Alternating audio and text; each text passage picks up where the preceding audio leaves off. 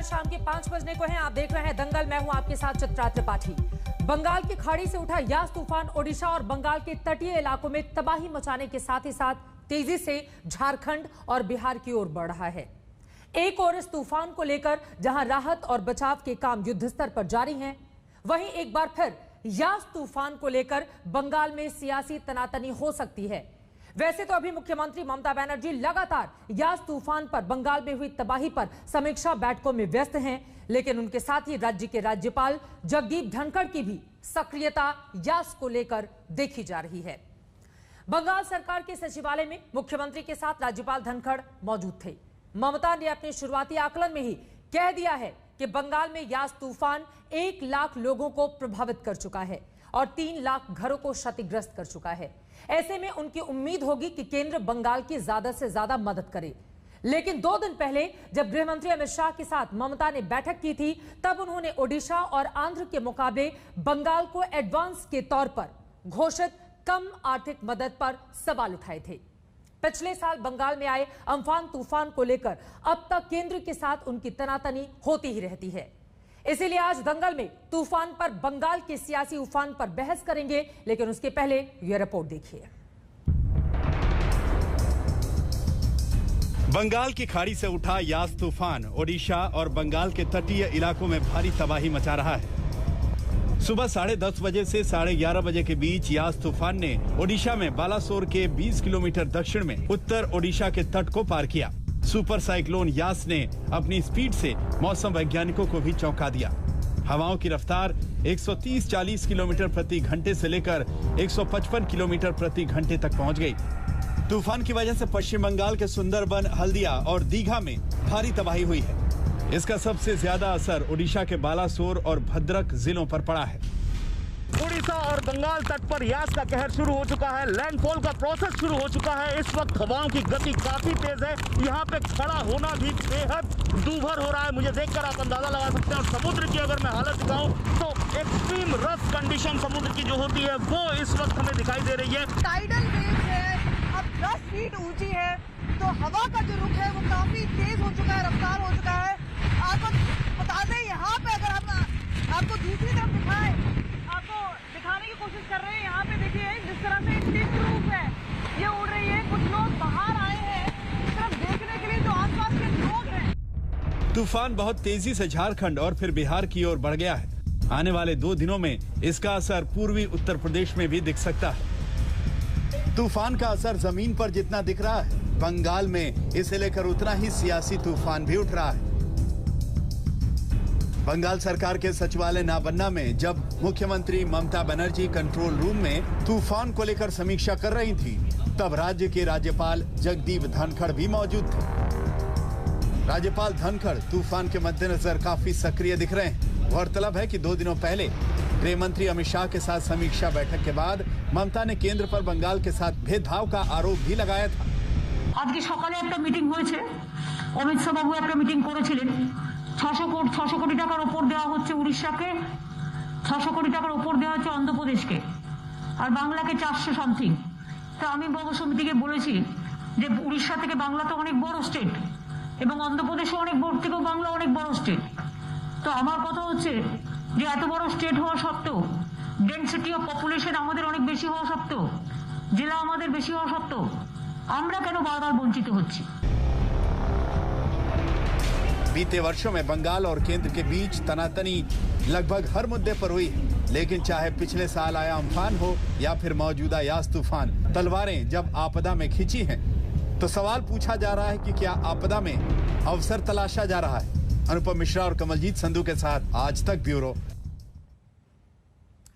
तूफान में भी क्या बंगाल के साथ भेदभाव हो रहा है? ममता बनर्जी जो आरोप लगा रही हैं, या फिर तूफान को थम जाने देना चाहिए और उसके बाद इस पूरे मामले में राजनीति होनी चाहिए? बहुत सारे ऐसे सवाल हैं जिनका जवाब मिलना बाकी है और इसी मुद्दे पर हम बहस करेंगे। कई खास मेहमान इस वक्त हमारे साथ जुड़ चुके हैं, उनका तारुफ आपसे करवा देती हूं।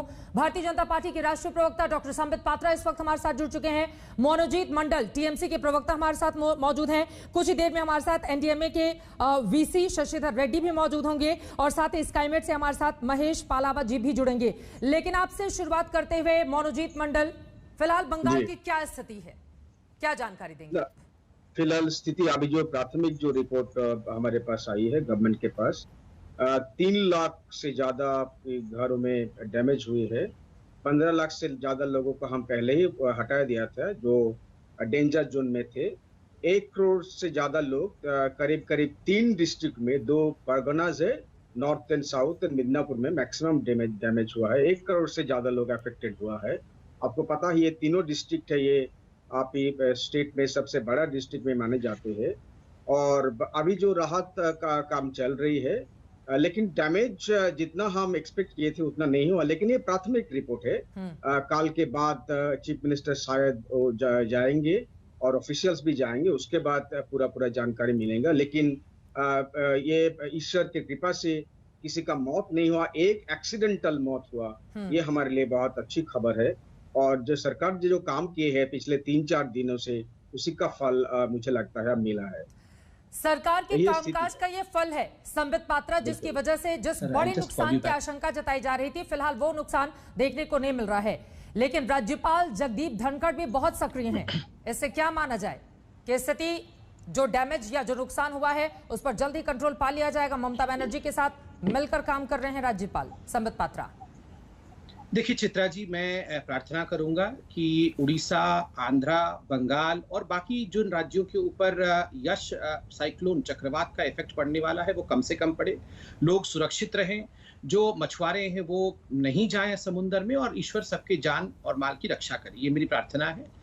और मैं दुख के साथ आज में लड़ना नहीं चाहता मनोजीत दा से, क्योंकि मैं भी उड़ीसा से हूँ, मनोजीत दा बंगाल से है। हम दोनों के राज्य इफेक्टेड है, हमारे घर वाले इफेक्टेड है, तो हम आज लड़ाई नहीं करेंगे। मगर मुझे दुख इस बात का है कि इस घड़ी पर भी हम राजनीति कर रहे हैं। देखिए, मैं तो कह रहा हूँ 400 करोड़ आपको दिया, 600 करोड़ आंध्र प्रदेश को, 600 करोड़ उड़ीसा को दिया है, पूरा खर्च कर लीजिए। और चाहिए पड़ेगा, आप ही का पैसा है, ये पैसा किसी और का नहीं है, बंगाल का ही पैसा है, उड़ीसा का ही पैसा है, आंध्रा का ही पैसा है, आप ही के लोगों का पैसा है, हिंदुस्तानियों का पैसा है, और किसी प्रकार से इसे किसी भी राज्य को वंचित नहीं रखा जाएगा। प्लीज एक स्कूल गोइंग बच्चों की तरह हम ना लड़ें। ये किस प्रकार का संदेश जाता है बताइए? मतलब मीटिंग होती है, मीटिंग में एक वैज्ञानिक दृष्टिकोण के साथ आवंटन किया जाता है कि जो लैंडफॉल होगा वो बालासोर में होगा, भद्रक में होगा। अभी आपने दिखाया कि आपके जो रिपोर्टर्स थे, जो ऑन ग्राउंड रिपोर्टर हैं, वो खुद कह रहे हैं कि ज्यादा जो डैमेज होगा वो भद्रक, बालासोर इन एरियाज में होगा, जो उड़ीसा के एरिया से तटवर्ती इलाके हैं। और अभी मनोजीत दा ने भी बहुत अच्छी खबर सुनाई कि ईश्वर की दया से बंगाल में ज्यादा डैमेज, जितना वो एक्सपेक्ट कर रहे थे वो डैमेज नहीं हुआ है। मैं चाहता हूं कि ईश्वर बिल्कुल इसी प्रकार रखे, डैमेज बिल्कुल ना हो। उन्होंने कहा है कि जान की भी हानि बंगाल में नहीं हुई है, ये बहुत अच्छी बात है। जबकि उड़ीसा में जान की हानि हुई है, काफी लोगों की जान गई है, अभी तक जो जानकारी आ रही है। हम भी ईश्वर से प्रार्थना करते हैं ऐसा भी ना हो, मगर इस पे ये बचकाने हरकत नहीं होनी चाहिए। ये अपरिपक्वता है चित्रा जी कि इसको 600 करोड़, उड़ीसा में भी कोई बीजेपी की सरकार नहीं है, आंध्रा में भी हमारी सरकार नहीं है, तो ये आप सब हमारे लिए बराबर हैं। प्लीज मैं हाथ जोड़ के निवेदन करूंगा, इस प्रकार की बचकाने हरकत ना करें। आप 400 करोड़ खर्च करिए, और चाहिए आप ही का पैसा है, आपको दिया जाएगा। बंगाल की सरकार बचकाने हरकत कर रही है, जो आरोप संबित पात्रा लगा रहे हैं। संबित जी से मैं भी आज लड़ना नहीं चाहता हूँ। लैंडफॉल उड़ीसा में जरूर हुई है, लेकिन जो जगह संबित जी को भी पता है वो बिल्कुल हमारे बॉर्डर के करीब है, वहीं पर ईस्ट मिदनापुर शुरू होते हैं। आपको पता है बालासोर के बगल में ही हमारे बॉर्डर है, और उस जगह में आप अगर देखोगे तो बहुत सारा डैमेज हुआ है प्रॉपर्टीज का। जान की कोई डैमेज नहीं हुआ, लेकिन प्रॉपर्टीज का बहुत सारा डैमेज हुआ। लेकिन मैं ये कह रहा हूँ कि अभी जो प्राथमिक रिपोर्ट है, हम लोग असेसमेंट नहीं करना चाहते थे, लेकिन राजनीति हम नहीं कर रहे। संबित जी, अभी कोई इलेक्शन नहीं है, जो सच है वही ममता दी ने परसों ने बताया था कि हमारा राज्य बड़ा है, लेकिन ठीक है, फिर भी वो मान लिया था। तो कुछ इस तरह एक बात आएगी ना, क्योंकि हम देखा है पिछले बार जो आम्फान के जो आपने राहत के लिए पैसा दिए थे वो काफी कम थे। हमारा असेसमेंट थे, ऑफिशियल्स थे, प्राइम मिनिस्टर आए थे, बहुत अच्छी बात है, लेकिन जो राहत हमको मिला था वो बहुत कम था। तब आप कह सकते हो इलेक्शन थे, हम इलेक्शन के लिए पॉलिटिक्स कर रहे थे, लेकिन अभी कोई इलेक्शन नहीं है, कोई पॉलिटिक्स का कोई जरूरत भी नहीं है। अभी 3 साल तो हम चुप रह सकते हैं ना इस बारे में, एटलीस्ट इस बारे में।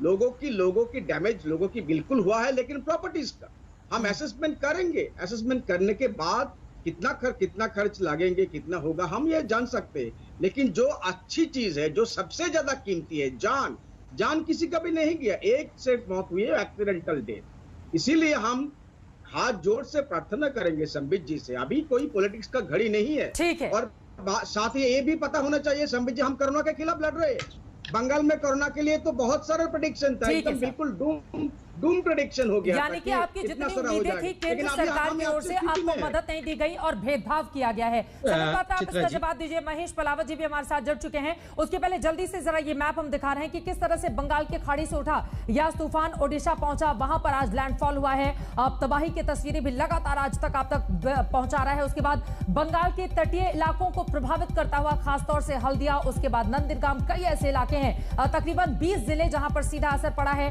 तूफान अब झारखंड की ओर बढ़ रहा है। झारखंड सरकार की ओर से भी तमाम इंतजाम किए गए हैं। उसके बाद 27 मई को यह दक्षिण बिहार पहुंचेगा।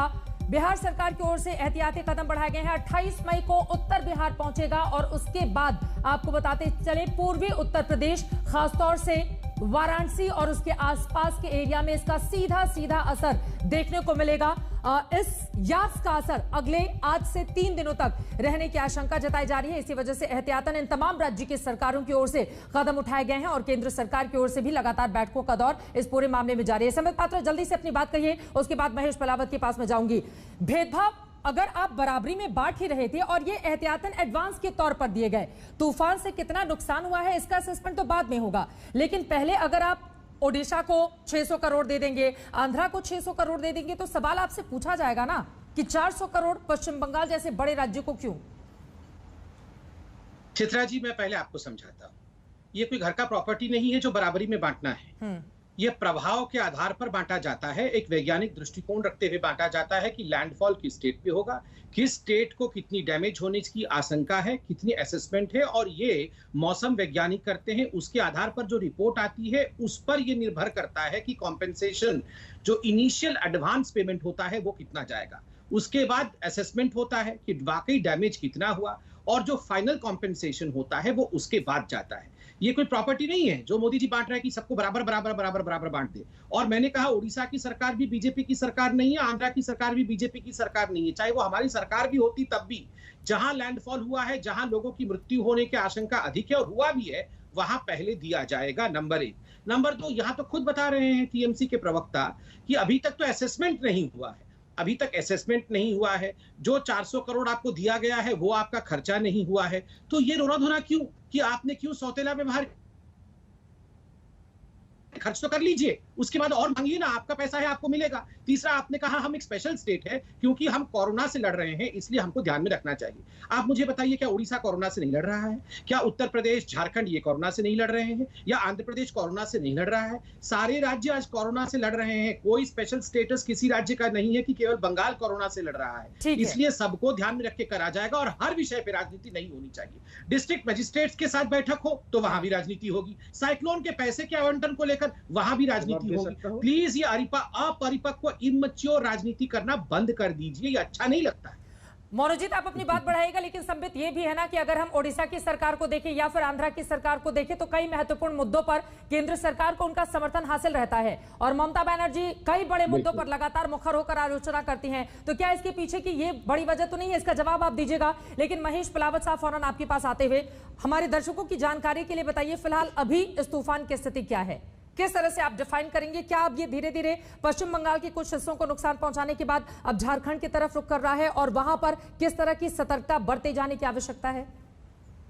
देखिए चित्रा, इसने as a severe cyclone landfall किया था, जैसे बालासोर के थोड़ा सा साउथ में किया है, तो उस समय जो डैमेज हुआ होगा सबसे ज्यादा भद्रक, केंद्रपाड़ा, बालासोर, पारादीप, इन सारे चांदवाली, इन इलाकों में है। और ये अब धीरे धीरे अंदर बढ़ रहा है, यानी कि अंदरूनी उड़ीसा की तरफ चला गया है। तो ये जैसे ही इस लैंडफॉल किया तो इसको जो मॉइस्चर फीड था बंगाल की खाड़ी से वो मिलना बंद हो गया, और ये पश्चिमी हवाएं जो आती है, क्योंकि एंटी क्लॉकवाइज विंड घूमती है, तो पश्चिमी हवाएं जो थी वो ड्राई थी, जिससे कि ड्राई विंड आने के कारण और ज्यादा कमजोर हुआ है। तो अब ये साइक्लोन बन चुका है अंदरूनी उड़ीसा में। अब ये धीरे धीरे जब आगे और बढ़ेगा तो डीप डिप्रेशन बन जाएगा आज रात को, और कल होते होते और ज्यादा कमजोर होकर डिप्रेशन के रूप में ये झारखंड पर चला जाएगा। तो अब जो बारिश की गतिविधियां हैं वो धीरे धीरे पश्चिम बंगाल और उड़ीसा के तटीय इलाकों से हटती हुई, यानी काफी कम होती हुई अंदरूनी भागों में चली जाएगी। और अब जमशेदपुर, चाईबासा, सिंहभूमि, खूंटी, लाटेर, रांची, मतलब कि आप कह सकते हैं कि ज्यादातर जो इलाके हैं झारखंड के वो इससे प्रभावित होने लगेंगे। और उसमें जो हवाएं होंगी वो 70 से 80 किलोमीटर प्रति घंटा और कुछ इलाकों में 90 किलोमीटर प्रति घंटा की होंगी।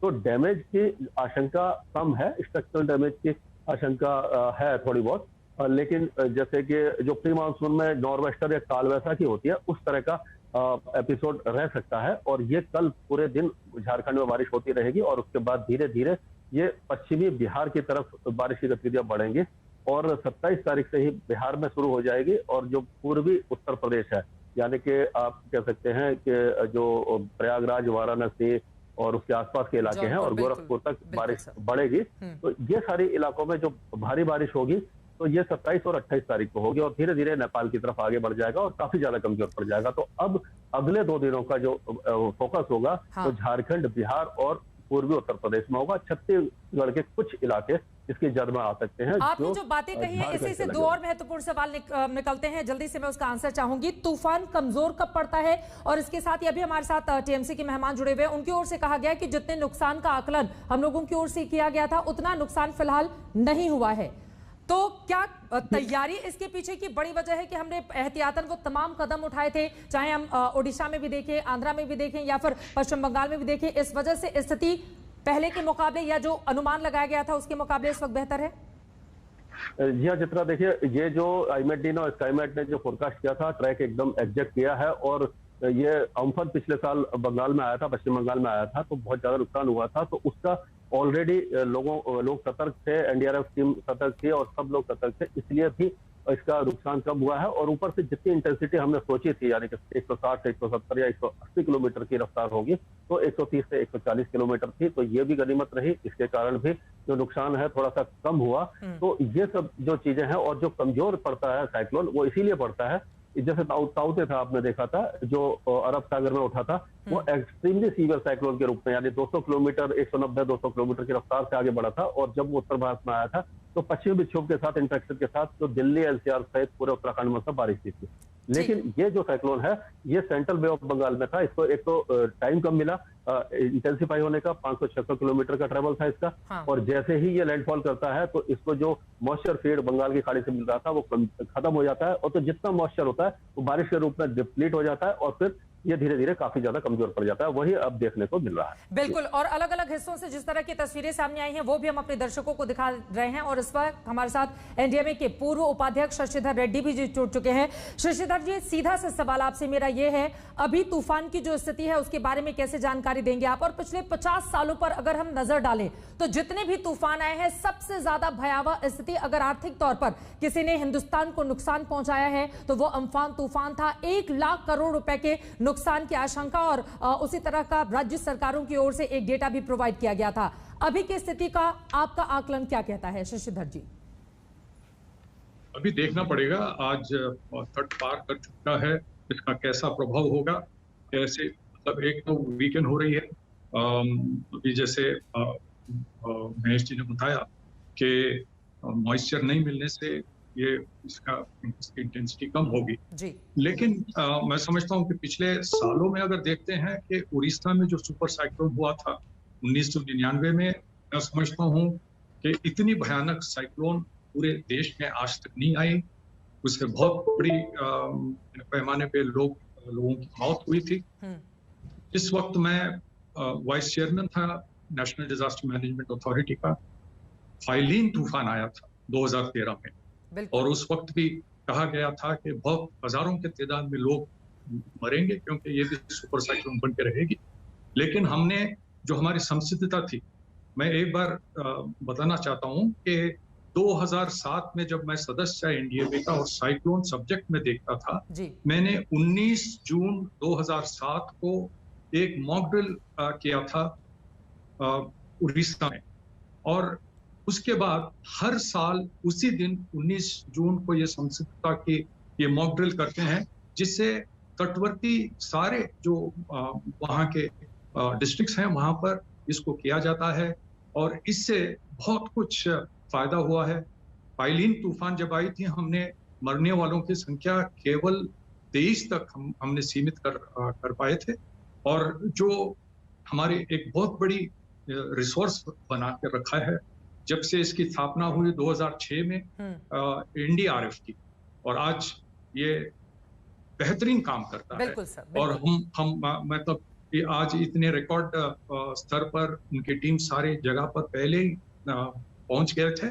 और फैलिन की बात मैं कह सकता हूं कि इतनी भयानक तूफान आने के बाद सुबह 8 साढ़े 8 बजे तक सड़क पर एक भी पेड़ नहीं था। सबको सुबह से 4-5 बजे से उठकर उन्होंने काट दिया था। उनकी हम ये बहुत बड़ी हमारी उपलब्धि है नेशनल डिजास्टर रिस्पांस फोर्स। और मैं समझता हूं कि अभी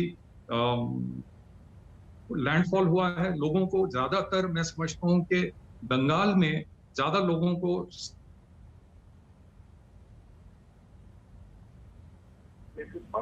तो वहां पर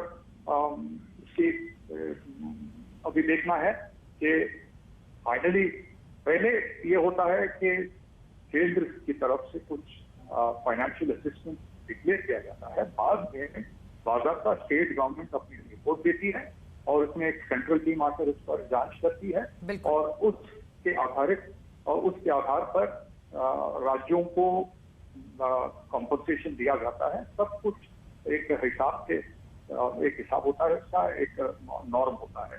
और मैं समझता हूं कि आने वाले दिनों में इसको सही ढंग से, जहां लोगों के पैसों की ज्यादा जरूरत है, जिस राज्यों को ज्यादा पैसों की जरूरत रहेगी, उसकी पूरी असेसमेंट करके उसके हिसाब से राज्यों को पैसा दिया जाए।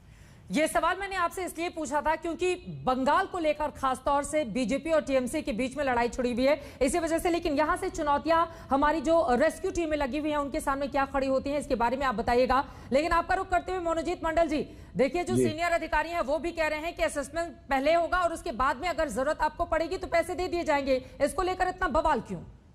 बिल्कुल, उन्होंने बहुत सही कहा है।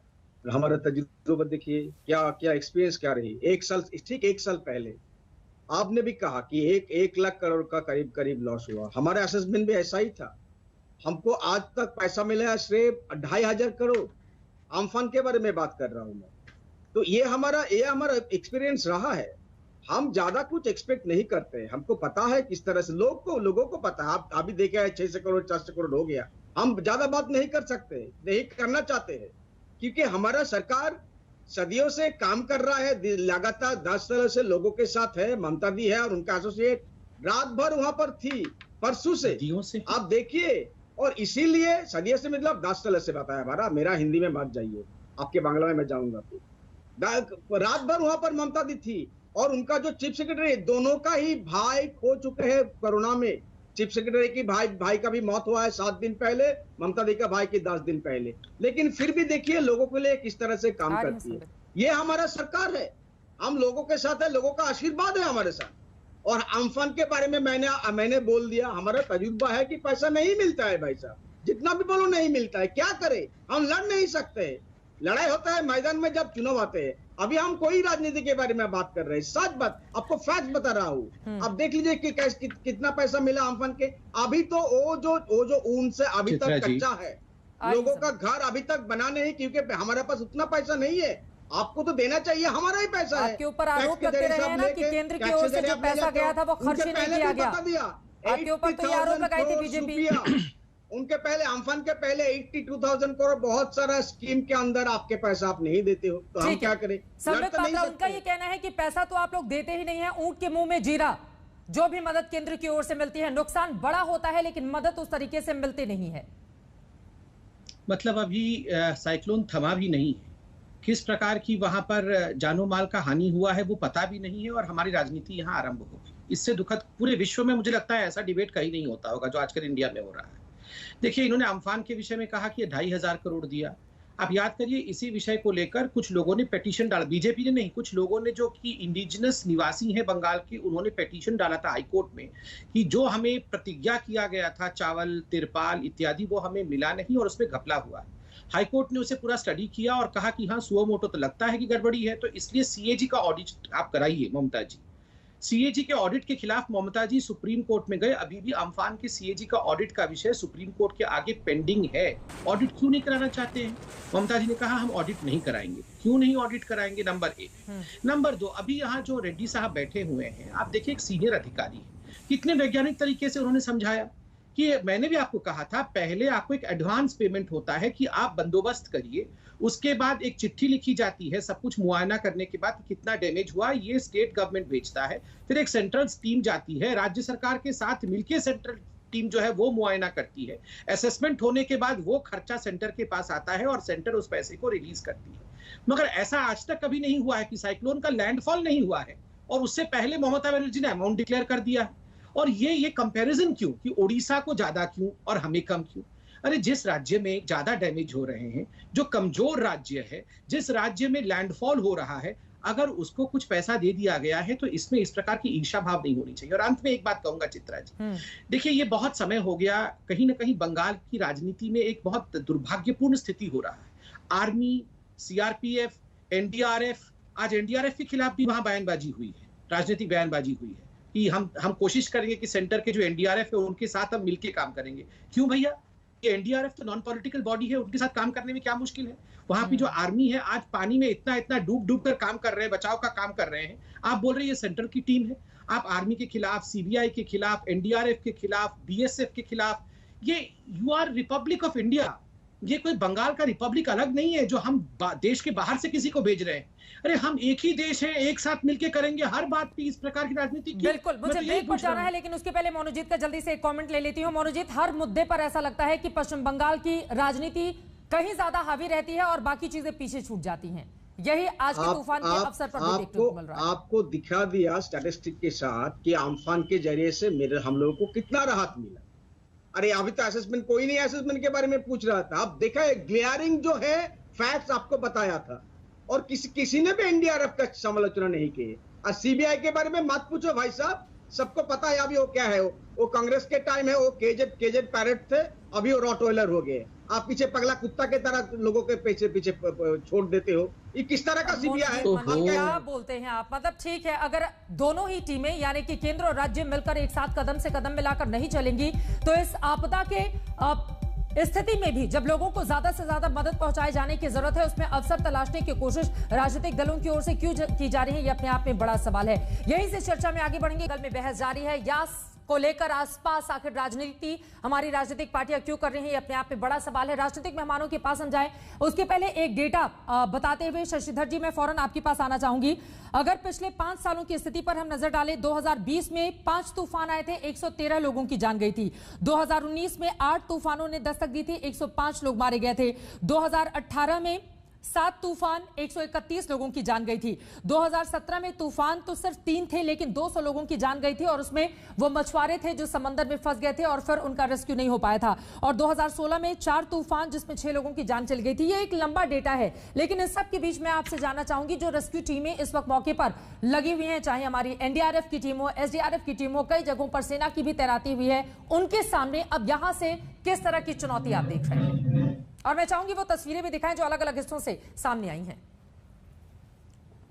रेड्डी साहब जी, देखिए अभी जिस तरह का वहां पर इनंडेशन हुआ है उस पर उसके हिसाब से काम अलग से करना होगा।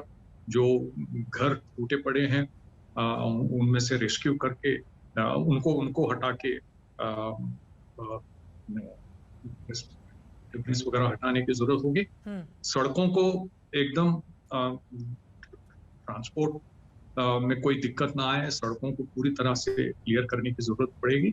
और इस बार मैं समझता हूं कि पिछले साल के जैसे इस बार भी जो बड़े संख्या में इवैक्यूएशन हुआ है वहां पर कोविड के मद्देनजर किस तरह की व्यवस्था की गई है वो मैं समझता हूँ कि बहुत ही महत्वपूर्ण होगा, क्योंकि सुपर स्प्रेडर अभी बंगाल में तो बहुत ज्यादा संख्या में वहां पर केसेस आ रही हैं। हाल में चुनाव हुए हैं, चुनाव के दौरान बहुत सारा एक्सपोज हुआ है लोगों का, और अभी फिर एक बार उनको एक साथ लाकर जो इवैक्यूएशन सेंटर्स में उनको रखा जाना है। मैं समझता हूँ कि इससे भी काफी प्रॉब्लम्स आ सकते हैं। इसको इस पर खास ध्यान दिए जाने की जरूरत है। बिल्कुल सर, महत्वपूर्ण बात आपने बताई। कुछ ऑडियो में दिक्कत आ रही है, फौरन मैं ठीक करवाते हुए महेश पलावत जी एक कमेंट आपका सर। अब यहां से चूंकि धीरे धीरे झारखंड, बिहार और पूर्वी उत्तर प्रदेश के हिस्से प्रभावित होंगे, वहां पर इलाके के जो लोग आपको सुन रहे हैं, किस तरह से एहतियातन उनको कदम उठाए जाने की जरूरत है और वहां पर क्या इंतजामात, जो लोग घरों के भीतर भी एक ऐसे समय में रहेंगे जब तूफान की स्थिति होगी, उन लोगों को आप क्या सलाह देना चाहेंगे?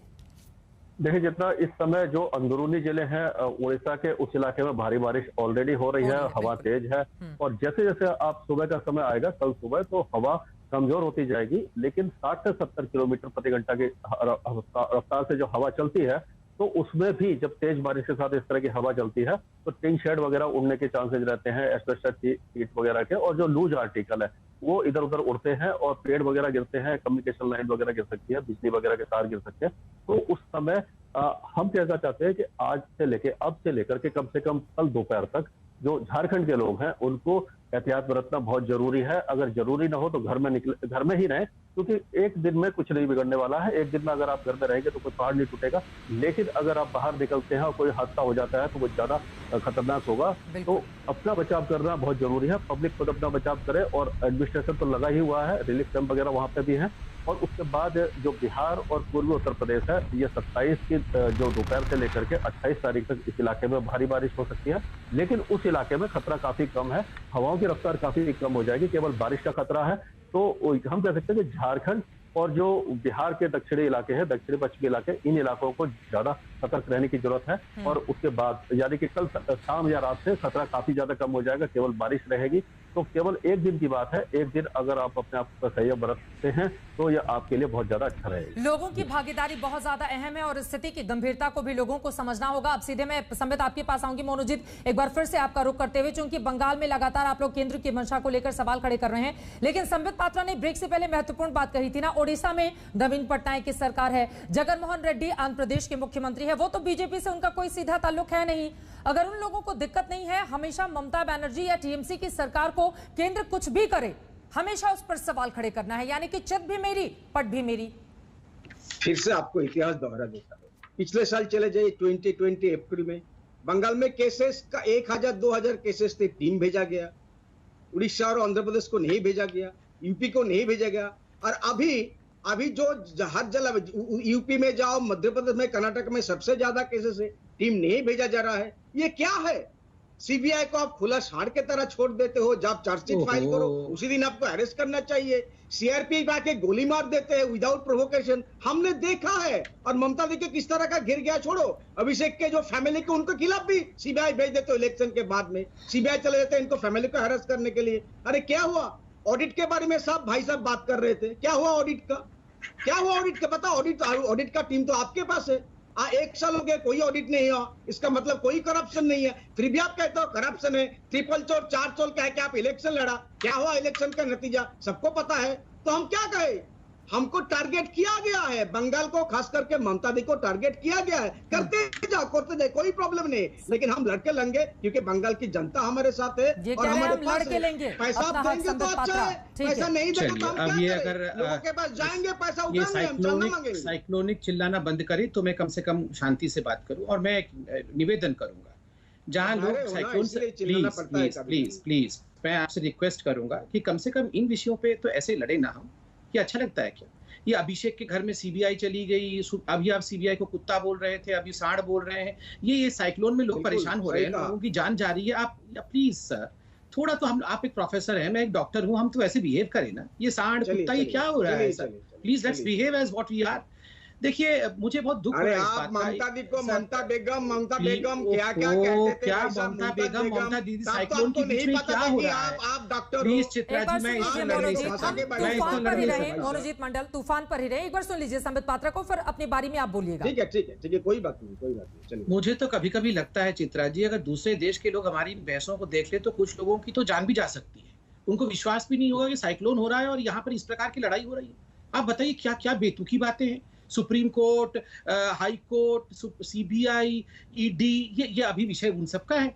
कल तो सुप्रीम कोर्ट ने कहा कि ममता बनर्जी को अगर सीबीआई चाहे तो उनके खिलाफ केस चला दे, क्योंकि किसी मुख्यमंत्री का ये राइट नहीं है कि वो सीबीआई के दफ्तर में आके धरना प्रदर्शन करे। कहा ना, कल ही कहा है सुप्रीम कोर्ट ने। क्या सुप्रीम कोर्ट के कहने पर सीबीआई ने गिरफ्तार कर लिया ममता जी को? नहीं किया। मगर देश के सर्वोच्च न्यायालय ने कहा है कि इस प्रकार की लड़ाकू प्रवृत्ति के साथ देखिए, ऐसा नहीं है कि उड़ीसा की सरकार मंगल ग्रह से आ गई है, आंध्र प्रदेश की सरकार चुन के नहीं आई है, और जो भारत की सरकार है वह भी कहीं और से टपक पड़ी है। ऐसा नहीं है कि केवल आप ही इलेक्शन जीत के आए हैं सर, हम भी 2 बार इलेक्शन जीते हुए हैं, केंद्र में सरकार है, उड़ीसा की सरकार भी कई बार जीती हुई सरकार है, जगन जी की सरकार भी जीती हुई सरकार है। तो ये आप जो बार बार कहते हैं ना, हमें लोगों ने चुन लिया, हमें लोगों ने चुन लिया, लोगों ने हम सबको भी चुना है। इसलिए कृपया करके इस प्रकार का अहंकार, दंभ और दर्प मत दिखाइए। और दूसरी बात मैं कहना चाहूंगा, आप असेसमेंट करके तो भेजिए। आप तो खुद ही अभी कह रहे थे कि जितना हम एक्सपेक्ट कर रहे थे उससे कम डैमेज हुआ है, ये अच्छी बात है। 400 करोड़ दिया है, मगर उड़ीसा कह रही है ज्यादा डैमेज हुआ है, उनको इसने 600 करोड़ दिया है। क्या इस पर भी राजनीति करेंगे हम कि उनको 600 करोड़ क्यों दे दिया? इससे निकृष्ट और इससे छोटी राजनीति नहीं हो सकती। और आप कह रहे हैं कि सीआरपी ने गोली मार दी, एनडीआरएफ की टीम यहाँ पर क्या कर, क्यों? जब एनडीआरएफ की टीम अभी आई है, अच्छा काम कर रही है, आर्मी के लोग पानी में डूब कर अपने जान को खतरे में डालकर लोगों को बचा रहे हैं, तब तो आप कुछ नहीं कहेंगे। बाकी समय आप एनडीआरएफ, आर्मी, बीएसएफ सबको गाली देते फिरेंगे। ये उचित बात नहीं है मंडलदा, ये अच्छी बात नहीं है। देश में एकाकी होना चाहिए। हम सब एक देश के सिपाही हैं, एक देश के हम नागरिक हैं। ये किस प्रकार की लड़ाई है? खासतौर से बंगाल और केंद्र को लेकर ऐसा हाल फिलहाल में होगा क्या? मनोजीत मंडल, और पिछले साल भी 22 मई को मुझे याद है प्रधानमंत्री नरेंद्र मोदी अम्फान तूफान से हुई तबाही का जायजा लेने के लिए पश्चिम बंगाल पहुंचे हुए थे और उनकी ओर से मदद का ऐलान भी किया गया था। तो मदद तो आपको केंद्र से मिल ही रही है, लेकिन उसकी मंशा पर सवाल खड़े करने हैं। 2,500 करोड़ मिला है। वही तो मैंने कहा, असेसमेंट करके उनका भी टीम आए थे, सेंट्रल टीम भी आए थे असेसमेंट करने के लिए। क्या हुआ बताइए, क्या असेसमेंट हुआ? सबको लग रहा है कि जो वहां पर जो कंपनसेशन चाहिए था 1 लाख करोड़ के आसपास, दोनों स्टेप मिला क्या? आप दे दो, कितना दे दो, कितना दिए हो आप देखे हो? आप तो सेंट्रल टीम है। देखिए भाई साहब, सीबीआई क्या करती है सबको मालूम है, हम उनके बारे में अभी जाना नहीं चाहते, लेकिन एनडीआरएफ को कोई नहीं कोस रहा है। एनडीआरएफ को तो हमने बुलाया है, कल से ही बुलाया है, उसके बारे में क्या है? सीबीआई तो वो तो आपका टीम नहीं है ना, आपका कोई तो किसी का तो पर्सनल प्रॉपर्टी नहीं है। अगर ये आपका पर्सनल प्रॉपर्टी तो अलग बात है। सीबीआई और एनडीआरएफ को आपस में क्यों मिला रहे हैं मनोजीत मंडल? सीबीआई तो जांच कर रही है ना।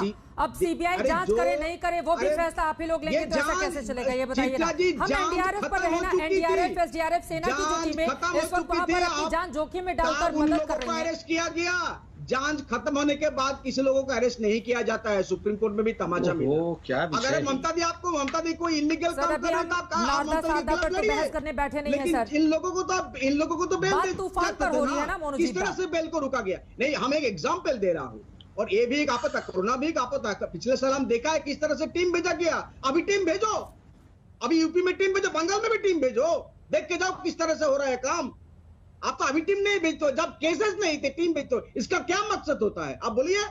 आप नहीं राजनीति करते हो, आप राजनीति करते हो और हम प्रोटेस्ट जब करते हो राजनीति हो जाती है। तो अभी आप बता रहे हैं, एक सेकंड मनोजीत मंडल, आप ये बता रहे हैं कि फिलहाल जिस तरह का अनुमान था उससे कम नुकसान हुआ है एहतियातन राज्य सरकार की ओर से जो कदम उठाए गए थे। फिर तो 400 करोड़ ठीक है ना? अरे हम तो एग्जाम्पल दे, पिछले साल क्या हुआ था? 3 लाख घर का डैमेज, प्रॉपर्टीज का डैमेज हुआ। अभी करना पड़ेगा। अभी का हो रहा है 400। अरे वो अभी चल रहा है भाई साहब, अम्फन का अभी चल रहा है। हर लोगों का सब लोगों को घर अभी नहीं मिला, आपको पता है, आपको पता है। और अभी असेसमेंट का 3 लाख का मैंने कह दिया, 3 लाख घरों का डैमेज हुआ है, वो असेसमेंट करना पड़ेगा। लेकिन आप पैसा देते नहीं हो। 10 सेकंड दीजिए जरा। ये पिछला साल का इतिहास मैंने दोहरा दिया। वो अभी ज्यादा देर नहीं है, 5 साल मनोजीत दा, चिल्लाओ मत, आराम से पैसा ही नहीं देते हैं संबित पात्रा, और हल्ला कर दिया जाता है लेकिन पैसा मिलता नहीं है, फिर लोगों को मदद मिलेगी कैसे? चल चित्रा जी, मैं एक जवाब देता हूं, और ताकि लोग समझ सके, मैं कहानी के रूप में जवाब देता हूं। एक गांव में एक हस्बैंड वाइफ थे। हस्बैंड ने अचानक वो सुबह सो के उठ के बोला कि मैं बहुत खुश हूँ। वाइफ बोली क्यों? बोली कि मैंने सपने में देखा है कि हम एक गाय खरीद के ला रहे हैं। तो वाइफ बोली अच्छा, मैं जरा अभी आ रही हूँ। वो बाहर गई और जाके हाट से 7-8 मटके खरीद के ले आई। तो हस्बैंड बोला ये क्या है? बोला तुम गाय लाओगे तो ये सब मटके में हम दूध और दही रखेंगे। तो हस्बैंड बोला ये 8 क्यों लाए? ना 4 जो है हम तुम्हारे घर भेजेंगे और 4 में मायके भेजूंगी, अपने पिताजी के घर में भेजूंगी। तो हस्बैंड बोला नहीं, तुम्हारे पिताजी के घर एक भी नहीं जाएगा, ऐसे कैसे हो सकता है? फिर दोनों हस्बैंड वाइफ में लट्ठम लट मार पिटाई। गाय आया नहीं, दूध दही कुछ हुआ नहीं, और लट्ठम लट। ये हम दोनों क्यों लड़ रहे हैं? मतलब साइक्लोन हो जाएगा, उसके बाद असेसमेंट होगा और इनका पैसा का डैमेज का जो भी रकम है वो आ जाएगा, हम देंगे नहीं, मोदी जी असेसमेंट करेंगे नहीं, तो अभी से लट्ठम लट करेंगे। मतलब ऐसा आपने सुना है कभी चित्रा जी? और इस पे हम डिबेट कर रहे हैं बैठ के। एक खास तौर का चश्मा पहनकर दिए हो बंगाल की क्या? सरकार रहती है क्या केंद्र दिए को नहीं। लेकर? मोनूजीत, पैसा नहीं दिया है भाई। छोटा सा एग्जांपल देता हूं, मेरा यूनिवर्सिटी का संबित से मैंने बोला 100 करोड़ का राष्ट्रीय उच्चतर शिक्षा प्रबंधन 100 करोड़ का प्रॉमिस था, 2019 में प्रॉमिस किया था, सिर्फ 40 करोड़ मिला। छोटा सा एग्जांपल दे दिया, 40 करोड़ मेरा यूजीसी ने फाइल क्लियर कर दिया। आपके जो मिनिस्टर है पोखरियाल साहब, वो फाइल को दबा के रखा है। 400 लोगों का नौकरी चला गया 100 करोड़ का प्रोजेक्ट का। ये छोटा सा एग्जांपल। और 82,000 करोड़ स्टेट का तो अरे बहुत बड़े पूरे रकम चुनावों है। के दौरान ये उनकी ओर बहुत से बड़े यही तो आरोप रकम है। लगाए गए कि पैसा आप जो पैसा दिया नहीं जाता है देते उसको तो लोगों तक एग्जांपल पहुंचाती नहीं देके है मैं बंगाल की बताया। सरकार। मोनूजीत मंडल, अरे हम लोग की डिबेट फिर सुन से के पूछिए। मौसम वैज्ञानिक बेहोश हो जाएंगे कि क्या डिबेट हो रहा है, क्या कर रहे हैं आप यही तो मनोज जी? केंद्र की ओर से डिबेट- बार बार कहा गया ना कि जो पैसा दिल्ली से जाता है बंगाल सरकार लोगों तक पहुंचाती ही नहीं है, हल्ला खूब ये मचाती है। बिल्कुल बिल्कुल झूठ है। अम्फान के जरिए से हमारे सरकार ने 12,000 करोड़ रुपया खर्चा किया और केंद्र ने सिर्फ 2,500 रुपया दिया थे। आप बोला ये तो ऑडिट करके देख लीजिए ना, और हर ऑडिट भी किए हो आप, ऑडिट करके देख लीजिए हमारे सरकार। चलिए अभी तक ठीक है, कितना वक्त की कितना कमी है, करोड़ ब्रेक रुपया लेना खर्चा किया है। क्लोजिंग कमेंट जल्दी से संबित पात्रा। देखिए मैं इतना कहना चाहूंगा, केंद्र सरकार ने, आप एक ध्यान करिए, किसान सम्मान निधि के अंतर्गत हम बोलते रहे कि आप प्लीज अपने किसानों की वेरिफिकेशन का लिस्ट दीजिए, हम पैसा देना चाहते हैं। अब जाके हुआ है, सोचिए, चार इंस्टॉलमेंट इन्होंने मिस किया, 6 इंस्टॉलमेंट बल्कि इन्होंने मिस किया है, और आज कह रहे हैं कि पैसा नहीं देते हैं। मुझे लगता है ये बहुत छोटी और क्षुद्र राजनीति होगी। हम इस प्रकार की राजनीति ना करें, और मैं प्रार्थना करता हूं कि लोग सुरक्षित रहें, अपने घरों में रहें, उनके जान माल की सुरक्षा हो। ठीक है, केंद्र की भी उतनी ही जिम्मेदारी है और राज्य सरकार की भी उतनी ही जिम्मेदारी है, कदम से कदम मिलाकर आगे बढ़े ताकि लोगों को तुरंत राहत मिल सके। फिलहाल के लिए आप सभी का शुक्रिया हमारे साथ इस चर्चा में शामिल होने के लिए। तूफान तो अगले 2-3 दिन में थम जाएगा, लेकिन राजनीति में रह रहकर ये जो बवंडर खड़ा होता है ये कब थमेगा, ये अपने आप में बड़ा सवाल है। लेकिन दर्शकों की जो राय, आज हमने जो सवाल पूछा था उस पर क्या मिली है, दिखाएंगे इस ब्रेक के बाद। कहीं जाएगा मत, देखते रहिए आज तक, फौरन लौटते हैं।